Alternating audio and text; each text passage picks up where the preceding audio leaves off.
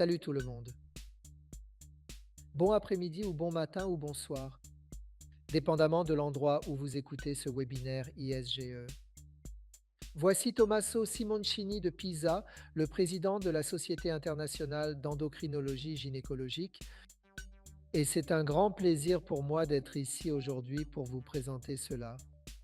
Un super webinaire aujourd'hui sur les besoins non satisfaits en saignement utérin anormal ou AUBO. Alors, cela va être un webinaire vraiment fantastique et enrichissant. Et nous allons avoir deux intervenants fantastiques avec nous aujourd'hui, Hisham Arab et Natalia Pedachenko. Avant de commencer et de présenter le premier des deux conférenciers, je voudrais remercier Abbott pour la subvention éducative sans restriction, qui permet à la société l'ISGE de tenir cet événement exceptionnel. Session. Je vous présente le professeur Hisham Arab. Hisham était consultant senior en OB/GYN et chirurgien de la reproduction. Il est directeur du programme de santé des femmes et des fœtus à Jeddah. Il est le fondateur de la société d'OB/GYN en Arabie saoudite. Il y a longtemps fondateur de la Société saoudienne de santé, plus récemment est le président du groupe saoudien sur l'endométriose depuis cette année. Il est également professeur invité au Weill Cornell Medical College, à New York aux États-Unis. Le professeur arabe va nous parler de l'AUBO. En pratique clinique, des stratégies pour optimiser le diagnostic. Hicham, à vous. Nous avons hâte d'écouter. Merci, professeur Simoncini, pour cette introduction. Je remercie également Abbott pour son soutien à cette activité scientifique.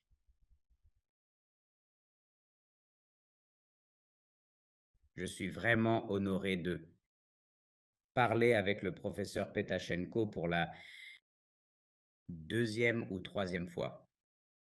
Mais, comme l'a dit le professeur Simoncini, il s'agit vraiment de l'AUBO dans les stratégies cliniques pour optimiser les diagnostics. Alors, ce que nous voulons, il est nécessaire de connaître au début une introduction aux définitions et incidents à la prévalence. Par exemple, un cycle régulier mesuré impliquant la fréquence, la régularité, la durée, le volume de flux en dehors de la grossesse définit le saignement utérin anormal, aigu ou chronique. L'aigu est un saignement abondant nécessitant une intervention immédiate, tandis que le chronique dure longtemps. Jusqu'à 6 mois. Maintenant, c'est un problème vraiment universel qui peut être observé partout dans le monde et vous pouvez voir ici juste quelques incidents de différents pays qui varient entre quelque chose comme une personne de l'équipe, par exemple, et 65%. Cependant, tout dépend de la publication elle-même, du groupe étudié, ainsi que du contexte ou de l'origine ethnique et des pratiques dans leur pays. Quoi qu'il en soit, c'est un problème mondial qui doit être considéré comme une préoccupation majeure de santé ayant un impact significatif sur la santé globale et sur les causes sociales à travers le monde. La prévalence mondiale est d'environ 3 à 30%, et malheureusement, la moitié des femmes touchées ne recherchent pas de soins médicaux. Les manifestations varient d'une perturbation modeste à sévère de la productivité au travail et de la qualité de vie. De plus, les femmes peuvent avoir des expériences extrêmement différentes en fonction de leurs perceptions individuelles, de leurs symptômes et de leurs moyens de subsistance. Bien sûr, ici, nous parlons d'une incidence commune dans sa vie régulière, où elle a cet épisode de saignement chaque mois depuis sa puberté, et c'est pourquoi cela doit être pris en compte avec le contexte éducatif, le contexte familial et les contributions des familles et des amis. Maintenant, vraiment, je n'ai pas compris l'AUB. Très bien, jusqu'à ce que je rencontre le FIGEU de la classification, le palmier et la pièce. Avant cela, nous entendions parler de polyminoria, périminoragia, aménorrhée, hypominorrhée, hyper. Toutes des terminologies différentes éparpillées et nous ne pouvons pas vraiment les rassembler. Dans une seule condition particulière que je peux vraiment analyser et identifier dans quel domaine se trouve ma patiente. Pour la pièce palmier ici, ce qu'ils ont fait dans cette publication, c'est qu'ils ont pris les causes structurelles et non structurelles de l'AUB.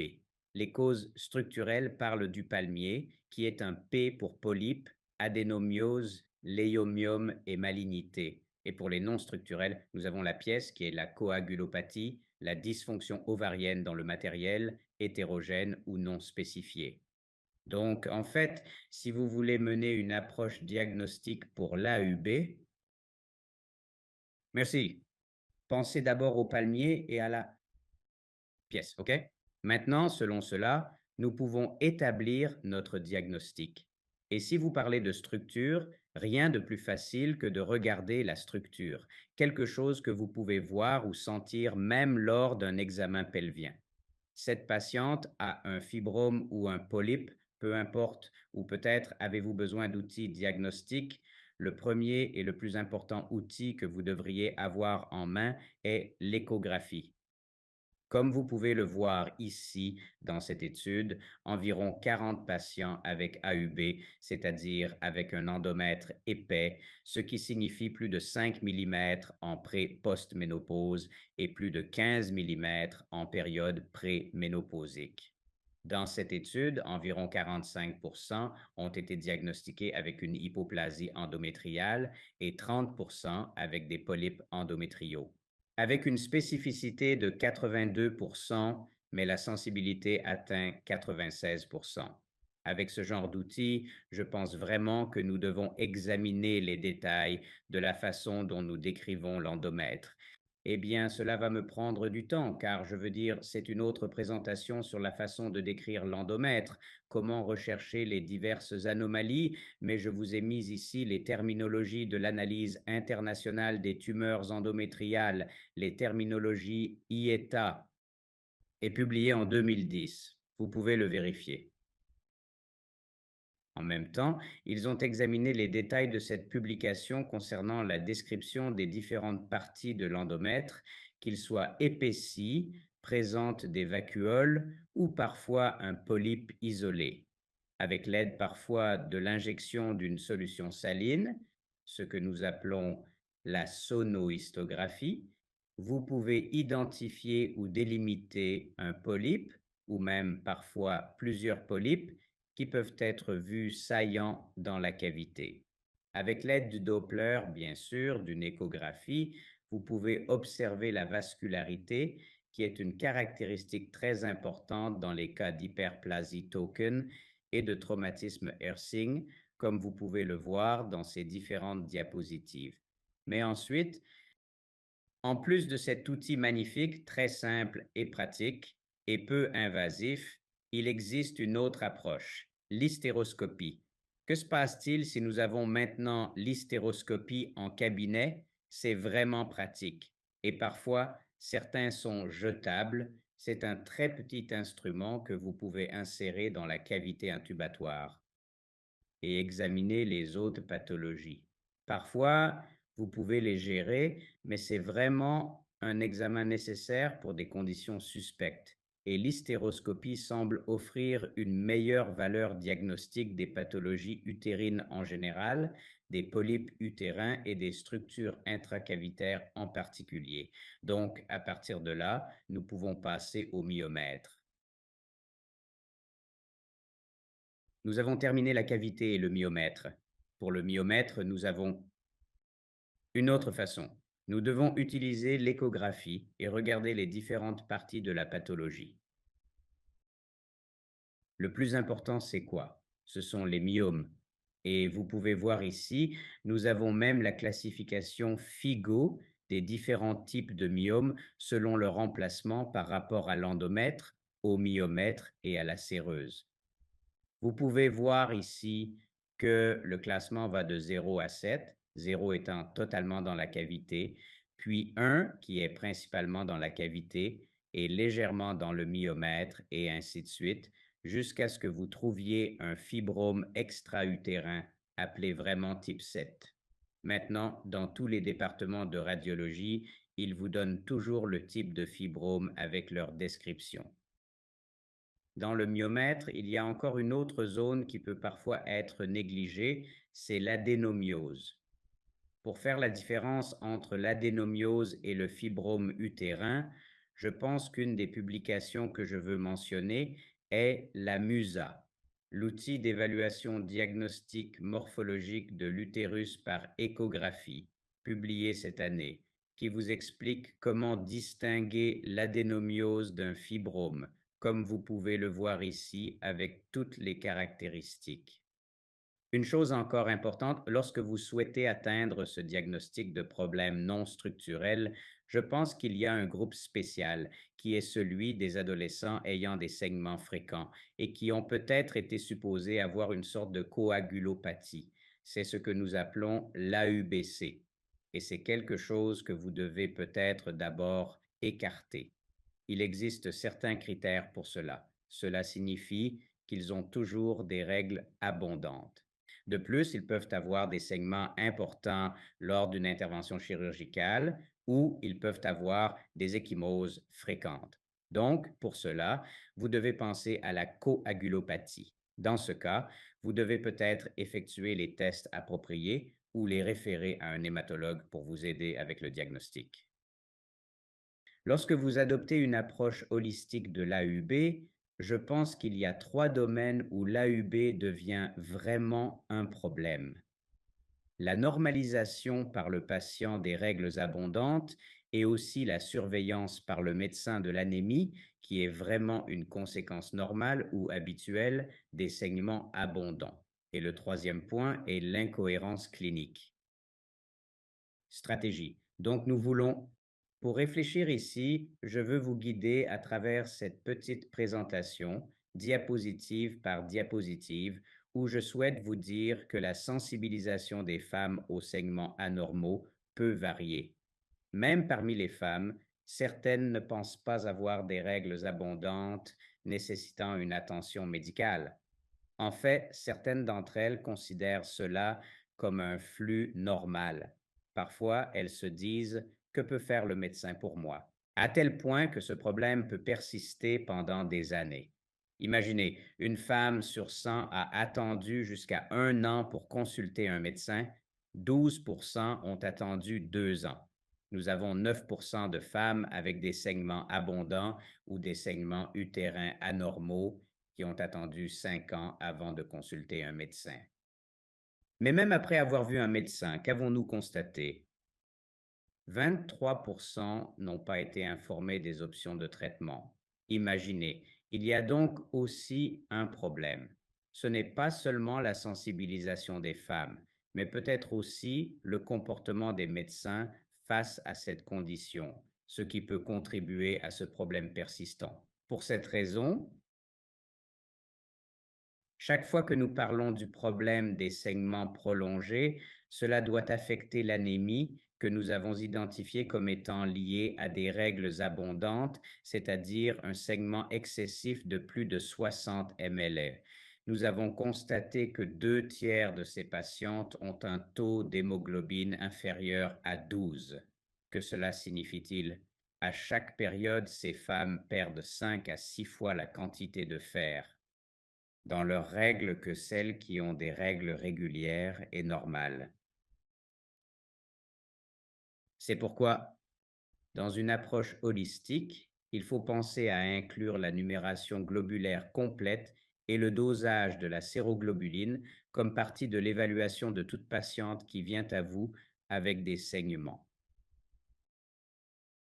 L'anémie elle-même peut contribuer aux symptômes. C'est pourquoi elle vient vous voir. Elle a des règles abondantes, mais elle ne vous dit pas: j'ai des règles abondantes. Elle vous dit qu'elle perd ses cheveux ou qu'elle ressent de l'anxiété, de la dépression. Elle dit qu'elle ne peut pas vraiment travailler tous les jours, donc elle a dû s'absenter un certain temps. Elle se sent léthargique. Tous ces signes sont des symptômes d'anémie. Ce ne sont pas des symptômes de saignement. C'est pourquoi, en tant que cause associée, nous, médecins, gynécologues, sommes habitués à des diagrammes comme celui-ci. C'est un bon exemple. Je veux dire un diagramme. Nous avons vu le collège américain, le polonais, l'indien, le britannique, partout. Des choses comme ça nous disent, si vous avez ceci, vous faites cela. D'accord. Pour les saignements, vous essayez la progestérone. Non, non, non. Dans ce cas, vous utilisez de la bimeptamine. Dans ce cas, vous faites une chirurgie. Très bien. Nous nous sommes plongés là-dedans. Ce que nous avons oublié, c'est de demander une numération globulaire complète ou un dosage sérique de routine pour le patient. Alors, que s'est-il passé? Nous devons vraiment penser à cet aspect avec soin, qui est une partie de votre évaluation diagnostique, et ne pas le manquer si vous êtes un bon médecin, car nous avons vu que les patientes dans cette étude, une belle étude publiée cette année, où les patientes avec des saignements utérins anormaux ont été traitées dans deux groupes. Un groupe a eu une hystérectomie et l'autre groupe a eu un dispositif intra-utérin. Et les deux n'avaient plus de saignement. Mais ils n'ont pas reçu de traitement pour l'anémie qu'ils avaient. Vous savez quoi? Selon cette courbe, vous voyez, le sérum de routine et l'hémoglobine n'ont pas été corrigés et cela dure jusqu'à 5 ans plus tard. Imaginez cette femme, oui, vous avez réussi à stopper son saignement, mais elle souffre toujours d'anémie pendant tout ce temps. Voici donc les problèmes. Comment diagnostiquer cela? Et c'est trois, le temps. Dois-je faire une opération? Dois-je diagnostiquer, mettre un dispositif intra-utérin? Dois-je la référer à un médecin? Ma patiente va et revient, et elle ne pense pas que c'est un gros problème. Donc le problème persiste. Pour cela, ce que j'ai fait, c'est que j'ai décidé de réfléchir à une approche unique. Et j'appelle cela l'approche tout en un pour la première visite du patient. Comment procéder? La première chose à laquelle je pense est encore la main et la pièce. Vous vous souvenez? Donc, une fois que vous avez cela en tête, j'applique ma règle, ce que j'appelle le tatouage. Avec un T, d'accord? Tatouage, T pour chirurgie transvaginale. Je fais l'échographie. A pour dépistage et traitement de l'anémie. Le autre T est pour le transfert au service. Si elle a besoin, par exemple, d'un hématologue, d'un oncologue ou d'un andrologue ou de quelqu'un qui peut fournir ces services. Ensuite, vous faites la biopsie en cabinet. Si elle est post-ménopausée, vous pensez peut-être à une anomalie cancéreuse, et l'autre O est pour l'hystéroscopie en cabinet. Si vous êtes vraiment capable de le faire et si vous avez une bonne pratique. Donc ici, une fois que vous avez pensé à cela et appliqué ce tatouage, je peux vous assurer que vous pouvez faire demi-tour et établir un diagnostic d'AUB. Donc, AUB est un diagnostic d'exclusion qui se produit dans la première période de la vie et aussi vers la fin de la ménopause. Et pour cela, je peux vous dire ici, nous, pour aborder cette condition, cela peut être divisé en AUBO ou AUBE, et je vous explique pourquoi j'ai inclus E ici, car pour distinguer entre les deux, l'AUBO peut être soit anovulatoire, car il y a un œstrogène opposé et pas d'ovulation. Et ici, nous pouvons les diviser en soit lourdes ou légères et irrégulières. Cela dépend de la quantité d'œstrogène. Celles qui ont un œstrogène opposé, qui sont jeunes et qui ont beaucoup d'œstrogène sans ovulation, auront ce que nous appelons des saignements irréguliers et lourds. Celles qui sont en fin de ménopause n'ont pas d'ovulation et ont un faible taux d'œstrogène. C'est pourquoi j'ai des saignements irréguliers mais plus légers. Nous avons ensuite l'AUBO ovulatoire qui est cyclique. Ici, nous discutons des problèmes liés à l'endomètre. Je vais vous expliquer cela dans un moment. Cette diapositive montre que les segments de rupture d'œstrogène se produisent avec un œstrogène opposé qui croît vraiment. S'il dépasse son approvisionnement sanguin, que se passe-t-il? Il va se détacher. Vous pouvez voir ici, soit il se détache en petites portions, que nous appelons des taches, soit en grandes portions, que nous appelons des saignements abondants. Cela peut se produire sur un mois et continuer. Pour cela, nous appelons cela un AUB lié à l'ovulation, dû à une ovulation avec un excès d'œstrogène. Nous avons ce qu'on appelle le sevrage d'œstrogène. Cela se produit plus tard dans la vie périménopausique. Vous pouvez voir ces deux courbes, l'œstrogène descend, mais la progestérone en pointillé descend encore plus vite. C'est pourquoi il y a une différence ici où la femme a peu d'œstrogène, mais aussi un manque de progestérone à cause de l'absence d'ovulation. Ici, nous avons ce que nous appelons des taches légères. Nous avons ensuite l'ovulatoire. Cela signifie que la patiente a des saignements cycliques, pas irréguliers. Comment expliquer cela? Ce que l'on peut dire, c'est que c'est la perte de l'hémostase endométriale locale. Et que va-t-il se passer ici? Nous comptons tous sur le cycle de progestérone ou de prostaglandine, ainsi que sur la formation de plaquettes pour maintenir cela. Ici, nous parlons d'un stroma, d'un mécanisme au niveau de l'endomètre lui-même. Donc, c'est l'endomètre, ce n'est pas ovulatoire. C'est pourquoi nous pouvons dire que cette partie est l'AUBE. Cela peut être soit AUBO dû à des cycles ovulatoires, ou parfois il y a ce que nous appelons un problème endométrial, et c'est ce que nous désignons comme AUBE. Ici, je vais vous montrer le. Trois méthodes que chaque femme utilise quand elle commence ses règles. Le corps met en place trois mécanismes pour stopper ce saignement, sinon elle saignerait indéfiniment. Quels sont ces mécanismes? D'abord, l'agrégation plaquettaire. Quand il y a une division ou une destruction de tissu, que se passe-t-il? Le caillot se forme grâce à l'agrégation plaquettaire et à la fibrine. Deuxièmement, la médiation des prostaglandines. Et vous pouvez voir les deux bras de l'acide arachidonique, soit le thromboxane qui est vasoconstricteur, soit la prostacycline qui est vasodilatatrice. Pour arrêter les règles, cela passe par le thromboxane et la progestérone a aussi un effet augmentant la pro-oxydoprostine après F-alpha, un autre vasoconstricteur qui aide. La construction des vaisseaux et l'arrêt du saignement pendant les règles. Ensuite, la réparation des tissus. Nous avons besoin de deux choses pour le tissu, le facteur de croissance épithéliale pour les vaisseaux et les facteurs de croissance vasculaire. Les deux essaient de reconstruire le tissu. Pour les segments anormaux, AUBO ou AUBE, on trouve souvent l'opposé de ce qui se passe ici. Cela signifie qu'il y a plus d'inhibition de l'agrégation plaquettaire et plus de vasodilatation, ce qui explique pourquoi la situation continue. C'est juste une diapositive très simplifiée montrant comment ces mécanismes pathologiques de l'AUB se manifestent et peuvent vraiment prendre du temps dans le cycle. C'est pourquoi cela peut parfois prendre même longtemps. Je pense que j'ai approché ma dernière diapositive pour être à l'heure. Mesdames et messieurs, en conclusion, j'aimerais dire que les troubles menstruels sont un problème de santé complexe majeur en raison de deux préoccupations de santé majeures, le saignement et l'anémie. N'oubliez pas l'anémie. La prise de conscience des femmes est si faible que la moitié des femmes touchées ne recherchent pas de soins médicaux. L'utilisation de la classification AUB de la FIGO est essentielle pour la gestion de l'AUB. L'approche tout en un est une pratique holistique simplifiée pour la gestion de l'AUB.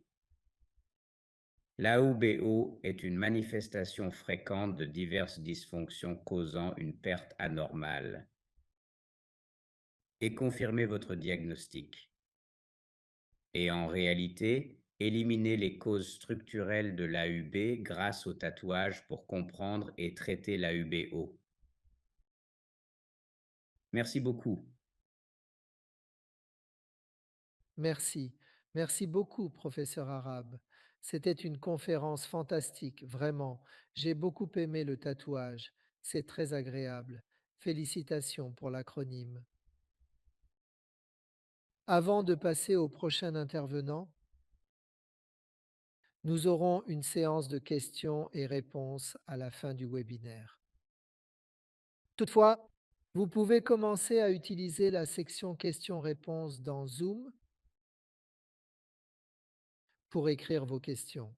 Ainsi, à la fin, nous aurons quelques questions. Quelques questions et nous n'aurons pas à attendre leur rédaction. C'est avec plaisir que je présente le prochain intervenant, le professeur Natalia Pedachenko. Natalia n'est pas juste une. Salut Natalia, tu es en vidéo, bonjour. Bonjour, Natalia est une excellente intervenante. Elle est à la tête de l'obstétrique, de la gynécologie et de la périnatologie à l'université de Choupik à Kiev, Ukraine. Elle est professeure de gynécologie obstétrique depuis un certain temps. Bien sûr, elle est très jeune, donc elle a commencé à enseigner très tôt.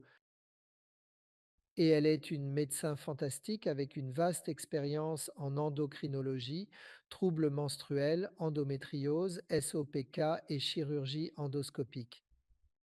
Elle est la secrétaire de la Société des gynécologues d'Ukraine et elle fait partie du groupe de travail du ministère de la Santé sur les lignes directrices cliniques nationales en Ukraine. C'est vraiment un privilège, Natalia, de vous avoir ici avec le professeur arabe. Et allez-y avec votre présentation. Ah, cher professeur Tomaso, cher professeur arabe, je suis très reconnaissant d'être ici et je pense vraiment que c'est un grand honneur et un plaisir pour moi de parler ensemble de ce sujet vraiment important et je suis extrêmement heureux de être là aujourd'hui avec vous. Et en vérité, Je suis également impressionné par le tatouage mnémonyme et je prévois de l'utiliser dans ma pratique clinique ainsi que dans mes conférences. Et puis, pour commencer ma partie, j'aimerais montrer et partager avec tous des médecins du monde entier, regarde. Il s'est passé des événements intéressants, un groupe d'experts nommé GRACE, qui est également un bon mnémotechnique, qui a évalué les lacunes actuelles dans les directives de gestion des troubles ovulatoires et ce panel de spécialistes du monde entier ont parlé de stratégies pour traiter les besoins non satisfaits en matière des saignements utérins anormaux. Et nous sommes très heureux que l'article est publié. Vous le voyez ici. J'ai souligné cela depuis un certain temps que Tommaso Simoncini et Hicham Arab sont là, ainsi que la liste des co-auteurs de cet article captivant. Donc, que contient-il exactement? Je voudrais vous exposer brièvement la principale idée. Est qu'une version simplifiée, très facile. Hiérarchie décisionnelle. Réfléchissant l'âge. Besoin de reproduction. Et les contre-indications, par exemple pour la thérapie aux œstrogènes, sont vraiment la clé du succès dans le traitement. Et le mot-clé ici est individualisation. C'est une approche différentielle pour choisir un plan et une méthode de traitement en tenant compte encore une fois de l'âge, de l'état de santé et d'autres facteurs qui influencent la guérison comme l'IMC, les antécédents médicaux, le tabagisme. N'oublions pas de poser cette question sur les maladies auto-immunes, le statut socio-économique, les préférences et besoins des patients, etc.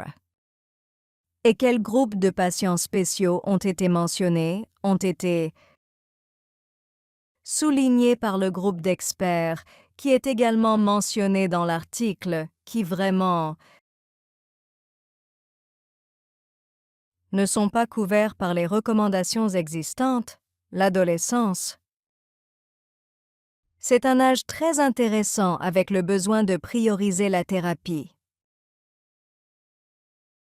qui ne doit pas bloquer l'hypothalamus. Hypothèse d'accès ovarien. Ils ne sont pas encore matures. Ils n'ont pas assez de densité osseuse. Par exemple, un contraceptif combiné pourrait affecter la minéralisation des os. Leur comportement social. Puis, les femmes d'âge reproductif avancé. Car pour traiter l'AUBO, les saignements anormaux disovulatoires, il faut comprendre que des doses élevées de contraceptifs avec de l'éthénylestradiol ne sont pas conseillées en raison d'un risque élevé de thromboembolie. Les femmes qui veulent être enceintes, y compris, avec un traitement antérieur pour l'endométriose par exemple, et nous savons qu'elles ont besoin de soins maintenant, et elles ne peuvent pas utiliser de contraceptifs oraux combinés car elles veulent concevoir. Et un groupe de femmes avec des contre-indications aux œstrogènes. Ce sont quelques éléments clés de l'article. Pendant le panel Grace, le deuxième forum d'experts en Ukraine sur les saignements utérins anormaux s'est tenu avec des sujets presque identiques à ceux du panel Grace, pour résumer toutes les données non considérées dans les directives nationales ukrainiennes actuelles sur les saignements utérins anormaux. C'est assez ancien. Il faut développer un algorithme de traitement pour les femmes ayant AUBO en considérant de l'approche individuelle évoquée, la personnalisation pour chaque patiente, et nous avons déjà de bonnes nouvelles. Nous avons publié cet algorithme et je l'ai traduit pour vous en anglais. C'est plutôt facile. Et pour rendre les choses plus simples, commençons par différentes étapes. D'abord, bien sûr, le professeur Hicham nous a dit comment diagnostiquer saignements utérins anormaux. D'abord, nous devons chercher activement et questionner nos patientes. Ensuite, le système Palmcoin. Si nous écartons les causes structurelles, nous examinons les causes fonctionnelles et utilisons la classification FIGO 2022 avec HIPPO-P. Gainfeed P mnemonium, qui est aussi très captivant, cela distingue les raisons d'anovulation. Par exemple, les cycles et ensuite les saignements. Quand nous avons compris la raison et l'avons classée, nous passons au groupe de patientes. D'abord, les adolescentes. Bien sûr, nous pouvons débuter avec des ANS, un traitement non hormonal ou un cas d'examen, par exemple. Mais si nous voulons un résultat plus long et de qualité, un résultat stable, nous optons pour un traitement hormonal. La première question chez les adolescentes est « Cette fille a-t-elle vraiment besoin de contraception ?» Si la réponse est oui, nous allons au traitement de première ligne, estradiol, valérate, dianergiste, un contraceptif oral combiné avec le régime de dosage dynamique, car nous sommes absolument dans le champ bas. Discuter avec leurs parents, par exemple, car nous avons une indication dans le dossier, les saignements menstruels abondants et la contraception. Nous pouvons utiliser un dispositif intra-utérin au lévonorgestrel, un petit appareil de 13 mg et demi. C'est un usage hors AMM, mais il peut être utilisé pour la contraception. Nous constaterons son effet d'amincissement de l'endomètre et nous réduirons les pertes sanguines. Si la jeune fille n'a pas besoin de contraception, et si cette fille a des saignements utérins anormaux, c'est une très bonne option d'utiliser des progestatifs cycliques pour ce traitement. Et ce qui est très important à mentionner pour moi maintenant, c'est que si la fille, l'adolescente, a des saignements utérins anormaux et qu'elle a une dysménorrhée sévère d'après l'étude de Charles Sopron, nous savons que si nous lui prescrivons des contraceptifs oraux combinés pour traiter cette dysménorrhée sévère, elles pourraient développer plus tard des formes d'endométriose infiltrante profonde. Nous ne devrions pas traiter ces conditions à l'adolescence avec des contraceptifs oraux combinés à cause de notre crainte de provoquer des problèmes pour elles avec des formes d'endométriose compliquées à traiter. D'accord, nous allons nous arrêter avec l'adolescence et ensuite passer aux femmes. Nous allons traiter les femmes en âge de procréer. Et encore une fois, la question importante est, une femme a-t-elle besoin de contraception? Si elle répond oui, nous devons évaluer si les œstrogènes sont contre-indiqués, les migraines avec aura, le tabagisme, l'hypertension, etc. Vous savez quelles sont ces contre-indications. Si elle n'en a pas, nous pouvons utiliser des contraceptifs oraux combinés car elle a besoin de contraception. La première ligne, c'est l'estradiol, le taux viral, le Dienergist, TAPS. En deuxième ligne, d'autres SEOC, mais c'est hors AMM comme nous le savons, et des progestatifs, le dispositif, mais avec 52 mg ou des pilules uniquement progestatives. Si les œstrogènes sont contre-indiqués et qu'elle a besoin de contraception, nous arrêtons avec le progestatif, local ou systémique. Si la femme en âge de procréer n'a pas besoin de contraception, nous pouvons utiliser 2 progestatifs en régime cyclique et nous écrivons dans notre algorithme la molécule unique que nous apprécions tant, la dihydrogestérone, dans un régime cyclique du 11e au 25e jour du cycle.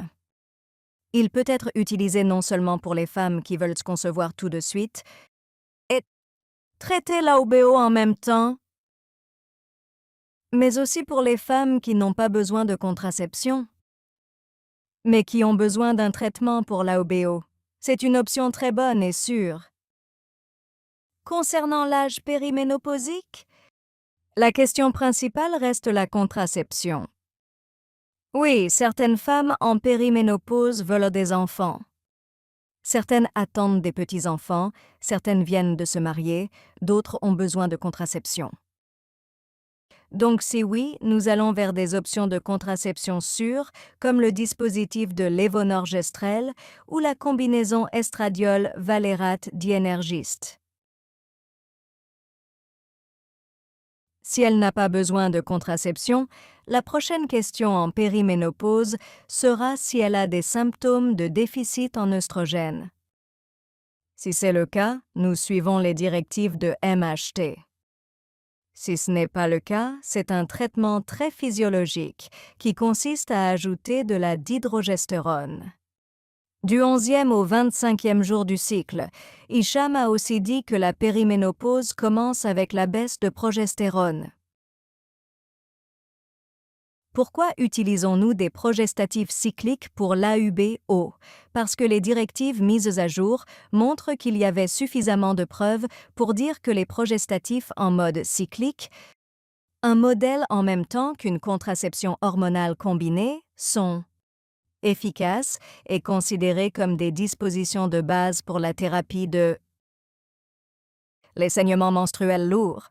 Pourquoi parlons-nous de la dihydrogestérone dans notre algorithme publié? Parce que c'est une molécule très sûre et efficace. Regardez, cela préserve l'effet positif des œstrogènes sur le métabolisme des protéines. Cela préserve l'effet des androgènes, donc cela ne diminue pas la libido, ce qui pourrait vraiment nuire à la qualité de vie. Il peut aussi être utilisé en cas d'hyperandrogénie car il ne fait pas augmenter le niveau d'androgène. Il n'est pas contre-indiqué pour les femmes à risque de thrombose ou de diabète. Son utilisation ne dépend pas de la microflore intestinale. Cela n'affecte pas le métabolisme d'autres médicaments et il est crucial que la dihydrogestérone puisse être donnée aux patientes avec photosensibilité.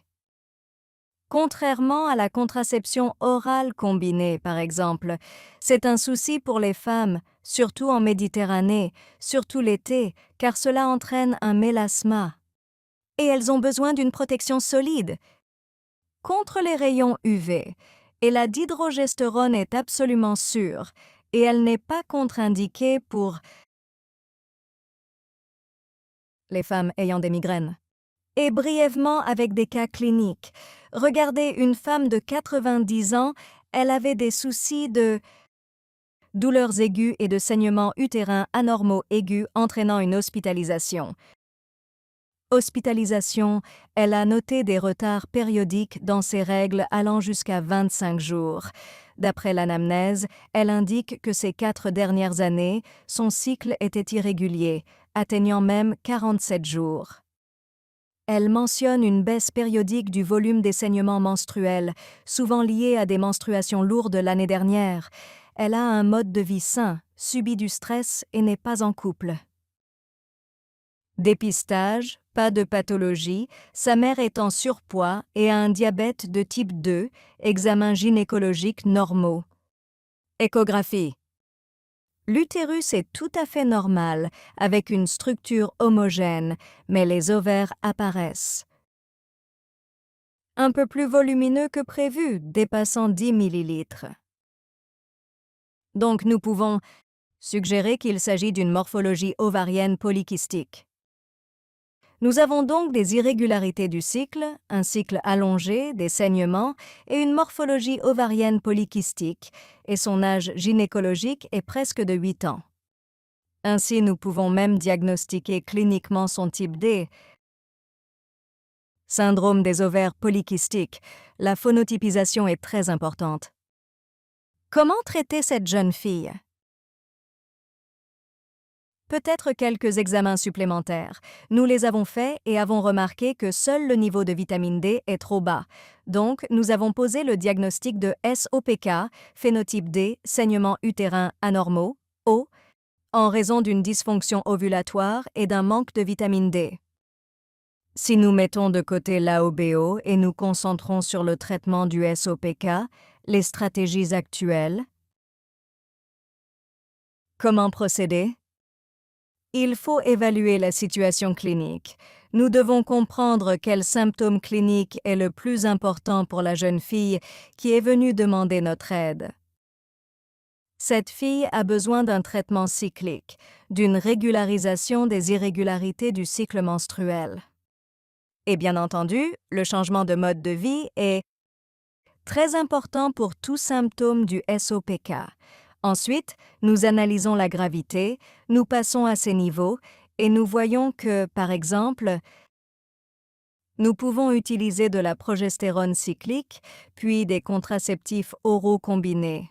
Cependant, les COC ne traitent pas le SOPK de manière pathogénétique.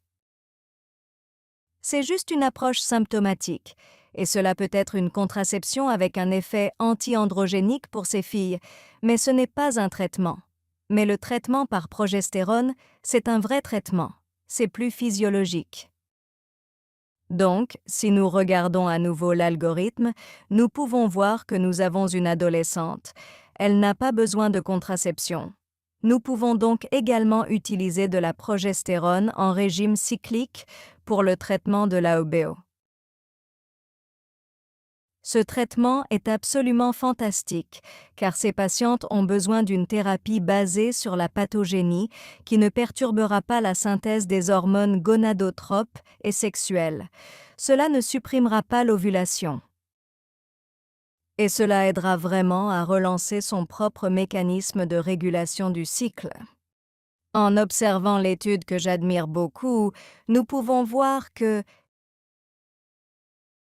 lorsqu'ils ont administré de la progestérone pour des raisons de régulation du cycle en cas de troubles menstruels, y compris des saignements abondants ici, cela a régularisé le cycle. Mais ensuite, après l'arrêt de ce traitement, pendant l'observation suivante, nous pouvons constater que l'effet persiste. Et c'est vraiment, encore une fois, une preuve que c'est un traitement pathogénétique par le retour d'informations avec l'axe HHO. Alors, que recommandions-nous? Modification du mode de vie, thérapie comportementale anti-stress, du Dufastone, c'est le nom de marque en Ukraine pour la dihydrogestérone, 10 mg par jour, du 11e au 25e jour du cycle pendant 6 mois. Maya le sait bien car elle a le SOPK. Et je sais que c'est aussi très courant en Italie et en Ukraine, la vitamine D. Et nous sommes très heureux que la dihydrogestérone soit très bien acceptée et qu'elle suscite un haut degré de satisfaction, tant chez les médecins que chez les patientes. Deuxième cas, une femme de 33 ans. Elle est venue car elle prévoit une grossesse juste pour un contrôle. En interrogeant la patiente, c'était le sujet dont le professeur Hicham discutait.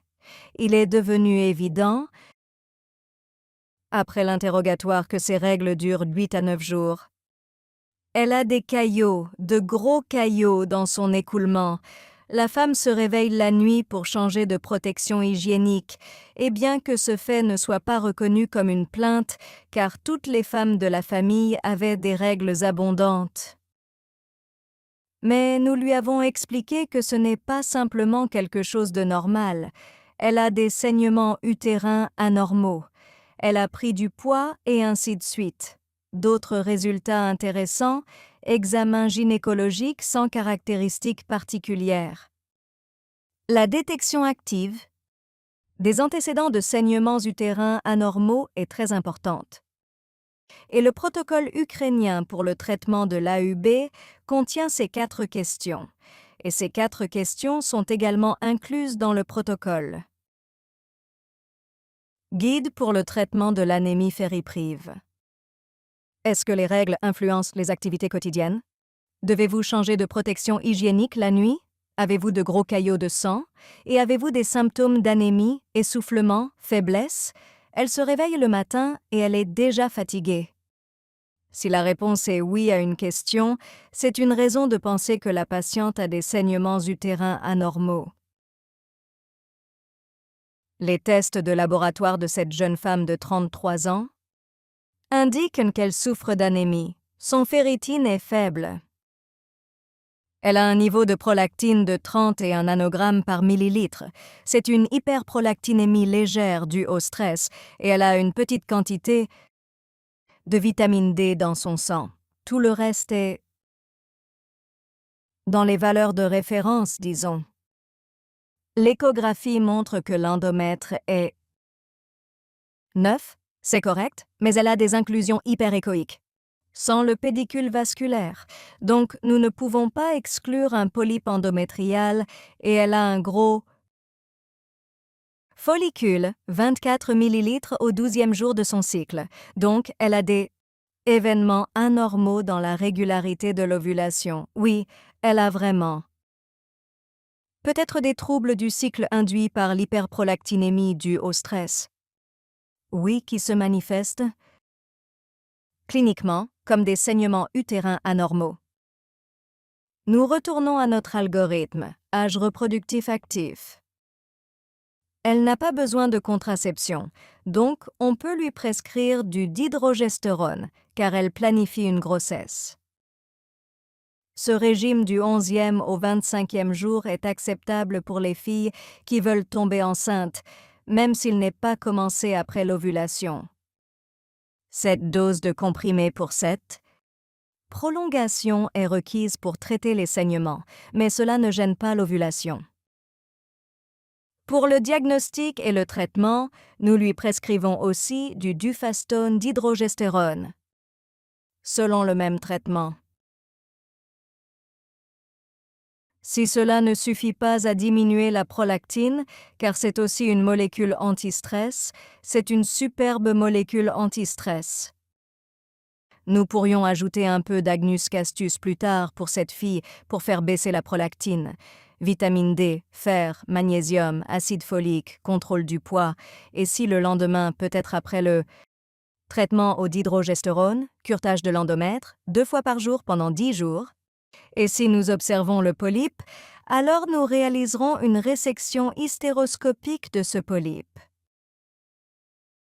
Pourquoi ai-je mentionné l'action incroyable du dihydrogestérone comme molécule anti-stress? Parce que c'est un métabolite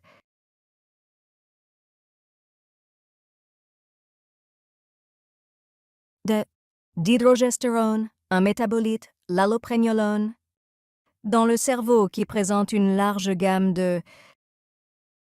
des effets impressionnants tels que des antidépresseurs, des anxiolytiques, réduisant le stress, prosociaux, anti-agressifs, prosexuels, sédatifs et stimulant le sommeil.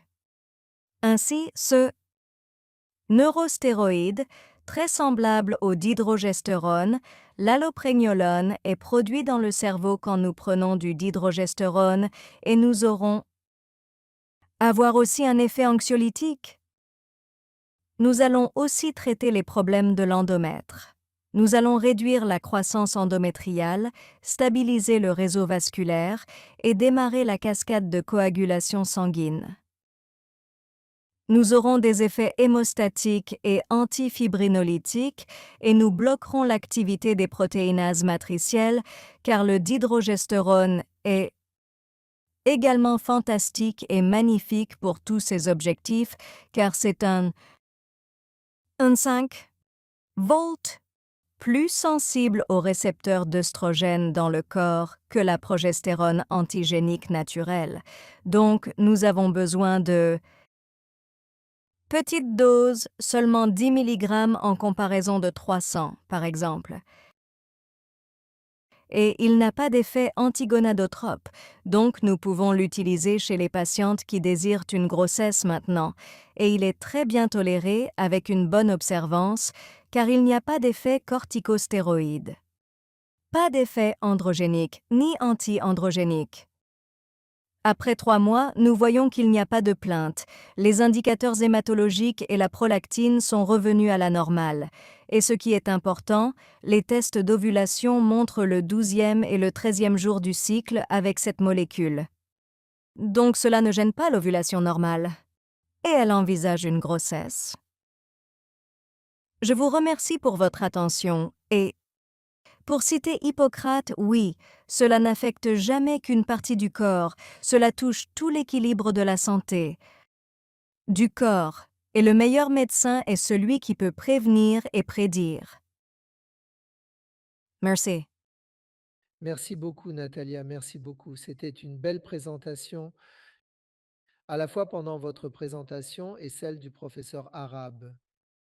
Il y a eu de nombreux messages dans le chat félicitant pour la qualité de la présentation.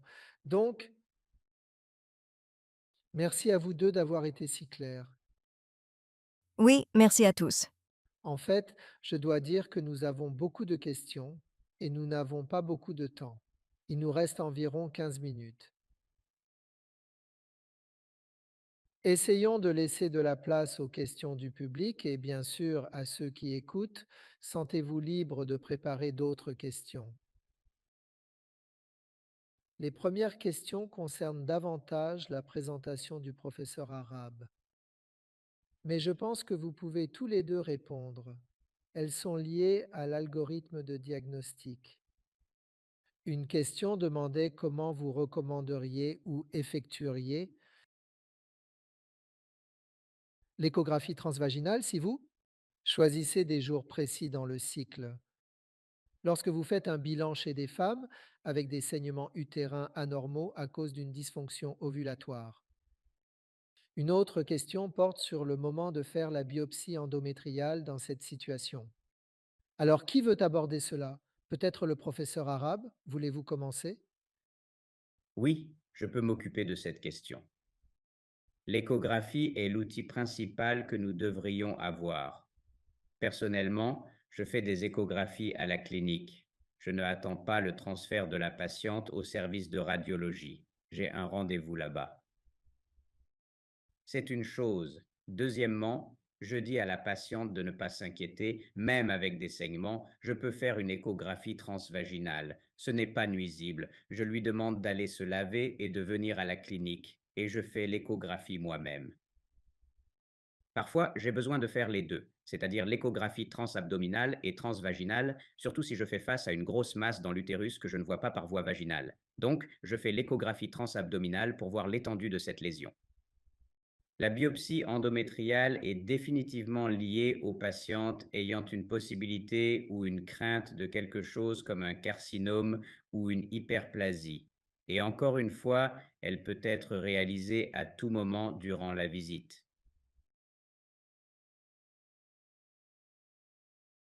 C'est pourquoi je suis vraiment en faveur de mon approche, qui est celle de la visite unique où l'on peut tout faire. Je veux dire, clairement, vous n'avez pas besoin d'attendre. L'interprétation des tissus que vous obtenez sur l'échantillon avec le papillon ou le NC parfois, tout cela peut être corrélé avec le cycle. Par exemple, nous envoyons toujours le tissu avec la date des dernières règles. Ainsi, le pathologiste peut corréler et bien sûr, il peut avoir une interprétation correcte de la pathologie. C'est vraiment clair. Peut-être que cela concerne Natalia. C'est une question sur le soutien lutéal en FIV, car vous avez tous deux abordé le rôle potentiel de l'utilisation du progestatif comme soutien de la phase lutéale pour soutenir un cycle normal et prévenir, mais dans le cadre de la FIV. Est-ce que ça fonctionne pareil? La digestion est-elle toujours un bon choix? Les doses devraient être différentes. Comment vous comportez-vous dans ces situations? Pour dire la vérité, personnellement, je ne travaille pas dans l'unité FIV. Je travaille dans la clinique externe et à l'hôpital, également dans les soins d'urgence gynécologiques. Mais en ce qui concerne la dihydrogestérone et la FIV, c'est un soutien lutéal fondé sur des preuves. Les recommandations, selon l'ASHRAE, suggèrent que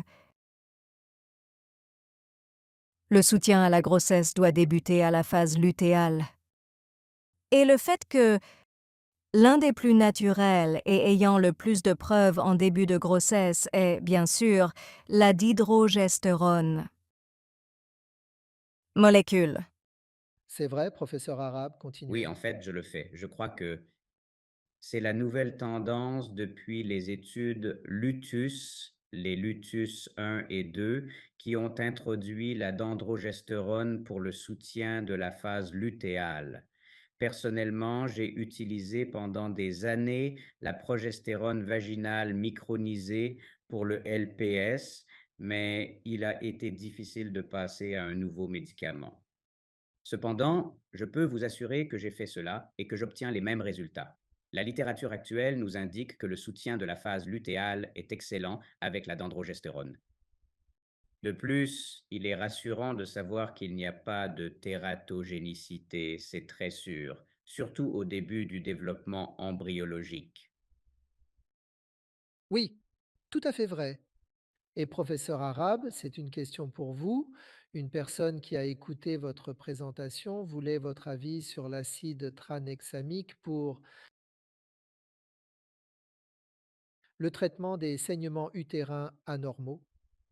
Comment le positionnez-vous? Comment le pratiquez-vous? Peut-être aussi les doses, car c'est une question intéressante et très variable. Certaines personnes, selon mon expérience, utilisent plus d'acide tranexamique que d'autres qui sont plus C'est vrai, prudentes. en effet. Nous avons commencé à utiliser l'acide tranexamique plus fréquemment dans notre pratique lors des opérations, même dans les bureaux. Par exemple, pour l'AUB, le meilleur usage de l'acide tranexamique est pour ceux qui souffrent de saignements importants. C'est un bon médicament. Il est endothrombotique et il a un effet réel sur la formation de thromboses dans les vaisseaux. Il contrôle bien les saignements. En général, je recommande 500 mg 2 ou 3 fois par jour pendant 5 à 7 jours. Je dis aux patients de le prendre pour une courte période sans prolonger son utilisation. Ils sont très satisfaits. L'acide tranexamique, je pense, est également efficace pour les hémorragies postpartum et les saignements chirurgicaux. J'ai même vu des chirurgiens, vous savez, faire une cholécystectomie à côté de moi et demander de l'acide tranexamique à cause de saignements pendant l'opération. C'est un excellent médicament. C'est absolument vrai. Professeur Petachenko, un des auditeurs, demande si vous pouvez donner des exemples de progestatifs cycliques. Je suppose que la question ne porte pas seulement sur la possibilité de faire un soutien cyclique sans progestatif. En plus de la dirégestone ou du médroxyprogestérone, mais aussi peut-être de parler du meilleur moment ou de la dose que vous choisissez, ou comment vous choisissez la dose si vous avez plusieurs options dans votre pratique clinique. Nous avons du lignostrenol et de l'acétate de norexindérone, mais nous avons de l'acétate de médroxyprogestérone, mais en vérité, nous ne les utilisons pas souvent en clinique, car nous avons tellement de supermolécules qui sont totalement neutres sur le plan métabolique et qui ont des effets secondaires si minimes qu'ils ne méritent même pas d'être mentionnés. Nous utilisons absolument la dihydrogestérone à ses fins et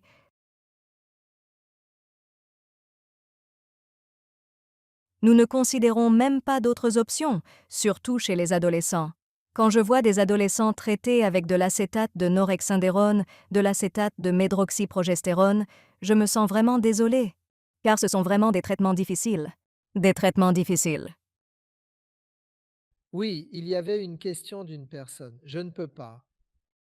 Retournez maintenant dans la session de questions-réponses, mais je me souviens, oui, la voici.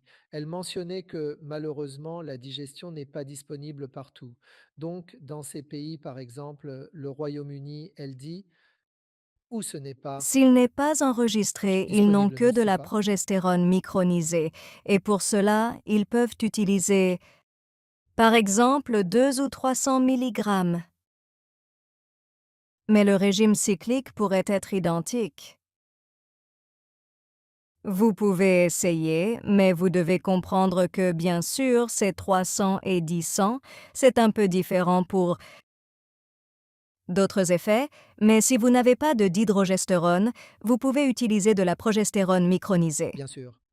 Et il y a une question sur les saignements, sur la fréquence des saignements, donc de petits saignements, durant l'utilisation de la dihydrogestérone comparée au effet de saignement que vous avez sans progestatif.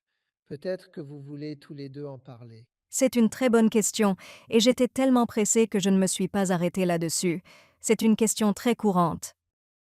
Avant de prescrire, avant d'administrer 10 mg de dihydrogestérone pour des saignements utérins anormaux, dysrégulés traitement,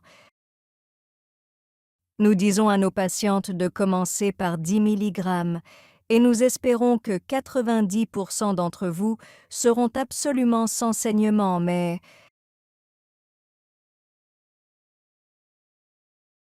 si vous avez des saignements, et pour être franc, c'est assez rare, nous le prescrivons beaucoup. Nous disons à la femme ou à la jeune fille que vous pouvez commencer par vous-même en le prenant 2 fois par jour. Et 2 fois par jour, c'est une très petite quantité, seulement 20 mg, et cela mettra fin à ces saignements. Professeur Arabe, qu'en pensez-vous? Je suis d'accord, je le donne parfois 3 fois par jour. Dans des situations où je vois que la patiente a des antécédents de problèmes sanguins, mais maintenant elle est au 5e, 7e ou parfois au 10e jour de son cycle. Je pense que c'est un bon moment pour administrer beaucoup de progestérone, qui est particulièrement comme la dihydrogestérone, même 3 fois par jour, 30 mg. Gardez à l'esprit que l'endomètre est un peu épais. C'est pourquoi elles ont cette déperdition partielle. C'est ce qu'elles font. Je veux dire, elles ont cet endomètre épais depuis longtemps et de temps en temps, elles se débarrassent partiellement. Donc, j'ai besoin de doses plus importantes pour qu'elle puisse vraiment tout évacuer. Parfois, il peut même y avoir des kystes ovariens et je veux dire, ça fonctionne très bien. Surtout si elles viennent pendant la phase lutéale, je les charge avec 10 jours de 30 mg de dofusone et je lui dis de revenir après ses règles. Et quand elle revient, il n'y a plus de kyste. L'endomètre est très fin et elle est guérie. Oh, d'accord. Je pense qu'il y a plusieurs questions que vous pourriez tous les deux essayer de traiter, essayant de comprendre la différence dans votre expérience clinique entre la progestérone micronisée et la dihydrogestérone.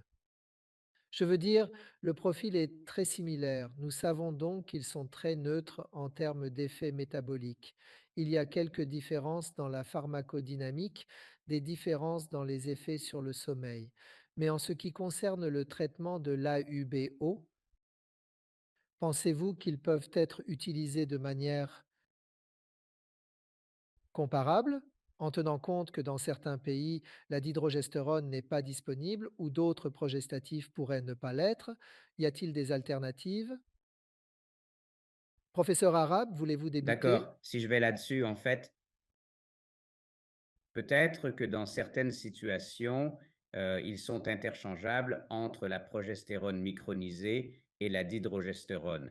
Mais si vous me demandez si j'ai la dihydrogestérone disponible, je veux dire, il y a des situations où, par exemple, les adolescentes, comme l'a dit docteur Natalia, ont leur axe HPO qui est vraiment très sensible, délicat. Et c'est pourquoi vous ne voulez pas donner de pilules combinées. De plus, si vous voulez me dire, devrais-je prendre de la norethistérone comme état ou par exemple de la dihydrogestérone, je choisis la dihydrogestérone parce que la norethistérone est bien connue pour avoir un effet œstrogénique aussi. Et ce genre d'impureté de la norethistérone peut vraiment peser sur ces filles à cet âge. Donc, je pense que la dihydrogestérone est ma priorité. Et en même temps, quand vous parlez d'autres femmes qui, par exemple, prévoient de tomber enceinte, encore une fois, je ne veux pas choisir d'autres options possibles avec des effets androgéniques ou même des minocorticoïdes comme les autres progestatifs. J'ai un progestatif, la dihydrogestérone, qui est très sensible et sélectif. Elles n'auront pas peur d'un effet sur le fœtus si elles tombent enceintes en l'utilisant. Oui. Natalia, j'ai quelques questions que j'aimerais comprendre un peu mieux au sujet de tes commentaires sur les contraceptifs hormonaux combinés chez les adolescents et les risques potentiels d'endométriose. Souhaites-tu faire un commentaire à ce sujet encore une fois? Avec plaisir. Je pense que ce commentaire sera peut-être ce qui est le plus crucial après l'idée de détecter l'AUB en général, n'est-ce pas? Donc, pour commencer, si on a prescrit selon l'étude Chaperon, si on prescrit aux ados contraception orale combinée pour les filles pour le traitement de la dysménorrhée sévère, règles douloureuses,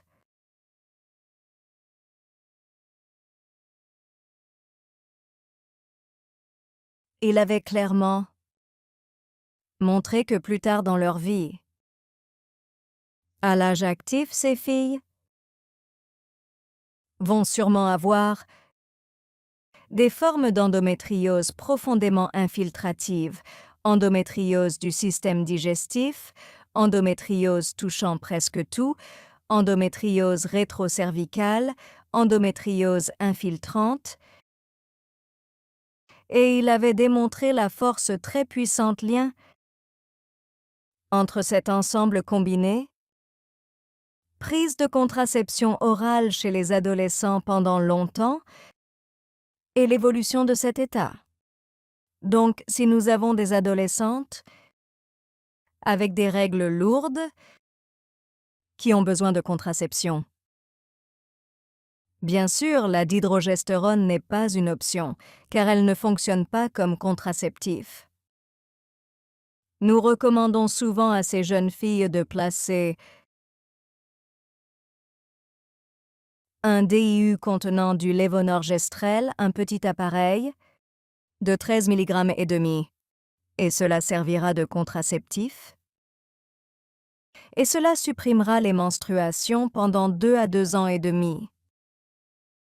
Certainement. Et elles auront des douleurs menstruelles, elles n'en auront pas, elles n'auront pas de saignement et nous réglerons leurs problèmes et nous traiterons la contraception et nous ne donnerons pas à cette fille d'œstrogène, même de l'éthénylestradiol, car cela pourrait entraîner le développement de l'endométriose plus tard. Parfait. Il y a au moins 10 autres questions en attente que nous ne pourrons pas aborder. Mais je crois qu'il y a une question qui mérite d'être posée à vous deux rapidement. Il y a une question sur la drospérenone comme progestatif. La question est de savoir si vous savez si cela nuit à la densité osseuse ou à la physiologie osseuse des adolescents. Avez-vous des renseignements sur la drospérenone? J'ai une information selon laquelle chaque médicament stéroïdien a une influence sur la densité de la masse osseuse. Plus l'hormone stéroïdienne naturelle est bioidentique, moins elle a d'impact sur la densité osseuse. Les valérates d'estradiol naturel, l'estradiol bêta-17, la dihydrogestérone et la progestérone micronisée. Tout le reste a un impact bien pire. D'accord, c'est super. Donc nous sommes à l'heure. Nous devons terminer la session. Donc je dois d'abord m'excuser auprès de ceux qui ont posé des questions. Malheureusement, nous n'avons pas eu le temps de les examiner. C'était un webinaire très animé par rapport à d'autres. Bravo. Félicitations. Vous étiez vraiment excellent pour expliquer des sujets cliniques pertinents. Nous avons eu plus de 350 participants. C'est vraiment remarquable. Je tiens à remercier Abbott pour son soutien à ce webinaire. Merci à la Société internationale de gynécologie d'avoir organisé cet événement et surtout je remercie le professeur Hicham Arab et le professeur Natalia Pedachenko d'avoir été des intervenants fantastiques et d'avoir tant d'expérience pour expliquer l'expérience clinique à nous tous. Alors, si Julia peut nous donner la prochaine diapositive, c'est un plaisir. Pour présenter le prochain webinaire du GISD, qui se tiendra le mercredi 13 novembre 2024 à 3 heures, heure de l'Est. Il traitera de la thérapie hormonale de la ménopause et de la façon de réduire les risques et d'augmenter les bénéfices. Comme ce webinaire ici, il aura des traductions dans plusieurs langues. Il sera donc très facilement accessible depuis de nombreuses régions du monde. Nous aurons deux intervenants fantastiques, le professeur John Stevenson et le professeur Alfred Mueck, ainsi que le professeur Andrea Genazzani, qui est bien connu en tant que président. Merci beaucoup. Avant de vous laisser et de vous remercier d'être resté avec nous, je voudrais vous inviter à marquer vos agendas du 4 au 7 mars 2026 pour le 22e congrès mondial d'endocrinologie gynécologique qui se déroulera à La Différence, non pas à Florence, mais à Rome, car nous voulons en faire un grand événement pour le 40e anniversaire de la Société internationale d'endocrinologie gynécologique. Merci à tous, à très bientôt j'espère. Merci beaucoup.